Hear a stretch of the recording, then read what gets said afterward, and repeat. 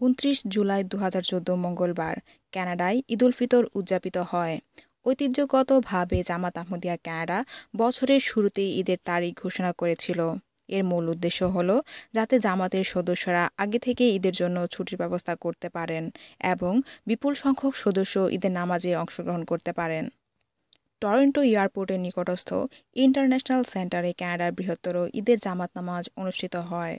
International centre হচ্ছে সেই জায়গা যেখানে প্রতি বছর কানাডা জলসা অনুষ্ঠিত হয়। ঈদের নামাজ অনুষ্ঠিত হয় সকাল 10টায় এবং নামাজ পরিচালনা করেন কানাডা জামাতের আমির লাল খান মালিক সাহেব। নরনারী ও শিশুসহ নামাজে উপস্থিতির সংখ্যা ছিল প্রায় 8,000। বাইতুল ইসলাম মসজিদে কানাডার দ্বিতীয় বৃহত্তর ঈদের নামাজ অনুষ্ঠিত হয়।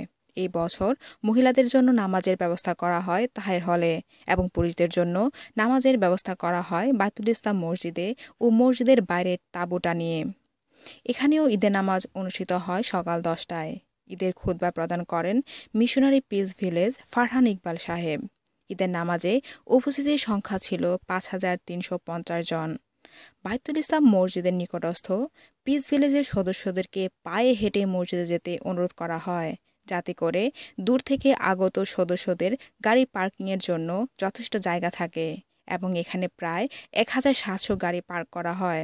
জামাতের সদস্যদের সুবিধার্থে বেশ কিছু টেবিল স্থাপন করা হয় যাতে তারা সহজেই ঈদ ফান্ড এবং ফিতরানা পরিশোধ করতে পারেন। কানাডার বিভিন্ন মসজিদে একইভাবে ঈদের নামাজ অনুষ্ঠিত হয়। কানাডার রাজধানী অটোয়ার বাইতুন নাসের মসজিদে উপস্থিতির সংখ্যা ছিল 350 জন। মিশনারি অটোয়া ইমতিয়াজ আহমেদ সারা সাহেব ঈদের খুতবা এবং নামাজ পরিচালনা করেন। কানাডার পশ্চিমাংশ এডমন্টনের বাইতুল হাদি মসজিদ ছিল তার ধারণ ক্ষমতায় পরিপূর্ণ এবং উপস্থিতির সংখ্যা ছিল 450 জনেরও উপরে।